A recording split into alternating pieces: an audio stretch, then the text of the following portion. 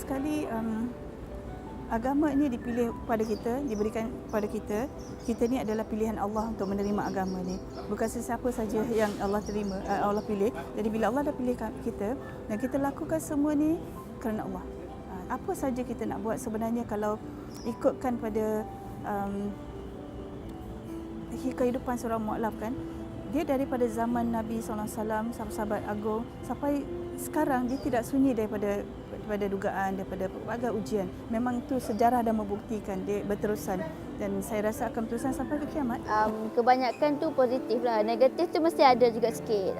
Tapi Zati anggapkan itu macam cabaran lagi, kata-kata semangat. Macam kita kena lagi kuatkan diri kita, macam lawan apa yang orang cakap tu. Saya punya prinsip, susah kita tak boleh cerita pada orang. Biar kita simpan susah kita. Jangan beritahu orang, sebab bila buat macam tu, kita ada satu hubungan yang lebih rapat dengan yang maha menciptakan kita kan. Sebab dia lagi tahu kenapa kita nak cerita pada orang, sedangkan dia lagi tahu, dia lagi maha mendengar, dia lagi tahu isi hati kita, dan dekat situ kita ada komunikasi secara langsung dengan dia, insya-Allah. Kita ni sakit hati, marah, berhari-hari boleh jadi juga, tapi bila dah memahami diri, dah belajar, okeylah, memaafkan tu kan lebih baik kan. Hari ni kita rasa marah, hari ni kita bergaduh ke apa benda, okey dah, baik je dalam masa beberapa minit. So benda tu menenangkan hati kita kan. Waktu mula-mula masuk ni memang ada, tak semua boleh terima kehadiran seorang wanita dalam operasi ni. Jadi memang kita pun tak ada orang nak cakap pun yang lain pun semua lelaki, tapi sebenarnya pengetahuan tu lebih penting dan kita tak boleh mengambil pendekatan untuk diri sendiri. Sebenarnya kita buat benda ni untuk organisasi dan juga untuk negara. Jadi pendekatan ni tak ada untuk diri sendiri. Jadi kita kena banyak membaca, kita kena tak tahu kena tanya dan kita kena sentiasa berfikiran positif. Tapi mungkin cabaran-cabaran yang diberikan oleh kawan-kawan sekerja membuatkan kita memang kadang-kadang macam nak putus asa. Tapi bila kita lihat daripada aspek positif ni, sebenarnya ujian-ujian ataupun cabaran-cabaran yang mereka bagi ni boleh membuatkan kita jadi lebih baik. Tapi bila persembahan pertandingan awak tak pakai sebab masa tu kita orang cakap bila nak menari nak nampak semua seragam, and Hawa pun tak rasa ikhlas penuhnya lagi kot masa tu. Betul-betul berhijab walaupun nak menari, walaupun pertandingan. And then towards final year degree tu dah tak ada apa-apa pertandingan, pakai je setiap masa, and dah sampai sekarang tak ada rasa apa-apa paksaan dan sebagainya. Mungkin lain orang lain cerita dia, tapi bagi Hawa tak susah sebenarnya, tapi tak ada keikhlasan lagi masa tu. And sekarang ni baru Hawa nampak segala hikmah dia, semua kecantikan, keindahan apabila berhijab, dan Hawa dapat rasakan orang lebih respect, tak ambil kesempatan dekat wanita yang berhijab. Momen-momen susah tu banyak, tapi kan dia macam sebab momen susah tu yang buat you sekarang. Tapi macam dulu macam Mak Ami sangat garang kan. So macam Ami balik sekolah, you kena terus pergi buat kerja rumah. Buat kerja rumah, tolong abah kat kebun. Then after that kena tolong pasang paip. Sebab kita orang semua adik-beradik perempuan tau. Bila ada adik perempuan,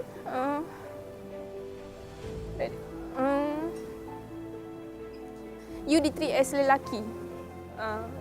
Sebab you kena tolong ayah you. Even Ami anak last pun, kena tolong mak ayah you. Dan kita orang tak diajar daripada kecil, tak pernah meminta. Dan kena bersyukur everything that you have in life. Kalau you dapat nasib banyak tu lah you kena dapat. You tak boleh minta lebih.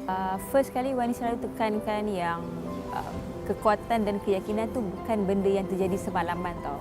Dia ambil masa bertahun-tahun, lama sangat-sangat. Jadi don't worry about feeling down and sad right now, because that's how it's supposed to be. Prosesnya memang macam tu. Mula-mula memang awak akan rasa sedih, awak akan rasa lost, confused and things like that. Sebab first kali MRK syndrome ni dia terjadi pada satu dalam setiap 5,000 wanita. It's a rare syndrome. Jadi susah kita nak cari orang yang boleh relate tu. Sangat susah. Which is why saya buat support group MRK Malaysia tu. Jadi untuk orang yang baru didiagnose ada MRK syndrome, dia memang akan rasa lost, definitely. Sebab kawan-kawan dia yang lain semua tak macam dia, family dia yang lain semua tak macam dia. Kecaman tu biasa. Kita orang kalau streamer ni, kecaman tu saya panggil toxic. Okay, toxic dah masuk. Ada yang cakap, daripada main game, baik pergi dapur masak.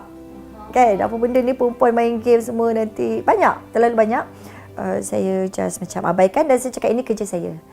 Okay, saya main game ni, inilah kerja saya. Kan ada tanya, tak ada kerja ke? Main game je. Sebab itu adalah kerja saya dan menjana pendapatan. Alhamdulillah okey. Perempuan boleh, cuma kena ada keberanian lah, keinginan tu. Sebab nak bekerja macam bidang ni je kena mental, fizikal kena kuat lah. Sebabkan tu kita nak angkat barang kuat. Tapi memanglah ada bantuan ni dari kaum lelaki. Tapi atas diri kita sendiri jugalah kena ada usaha. Fikir balik sekarang, Allah tu kena percaya dengan Allah. Sebab dia kita tak tahu apa dia nak bagi dekat awak tau. Macam awak bayangkan, saya berbadan besar, umur daripada berpuluh tahun. Tapi dia twist cerita saya dalam masa 7 bulan je. Then daripada I'm nobody at all, now orang kenal saya sebab saya baik dia sebab because of badan besar. Keluarga banyak memberi sokongan. Keluarga memang banyak bagi sokongan sebab daripada mula memang diorang tahu minat tu daripada kecil memang dah minat untuk masuk tentera. Jadi sehingga sekarang pun keluarga yang banyak memberi sokongan lah.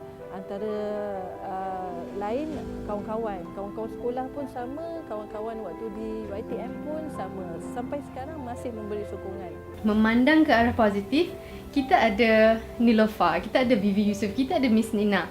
So orang-orang yang memberi inspirasi ni membuatkan Mira kuat kan bila dah sokongan orang sekeliling tu sangat-sangat perlu untuk kita istiqamah, untuk kita jadi lebih baik. Sebenarnya sokongan bukan diri sendiri saja, orang sekeliling pun sama untuk make sure kita ke arah kebaikan ataupun sebaliknya. I can do whatever it is they can do and sometimes even better. So cara YE menghadapan ialah dengan positivity, dengan tak give up dan berani lah. Alright, my advice is kena berani dan never give up sebab ada banyak faktor dalam industri ni yang mungkin susah sedikit tapi don't let being a girl stop you because tak ada halangan bagi gender kita ni, tak ada halangannya. Kita semua sama je. As long as you work hard and you do your best, boleh je insyaAllah.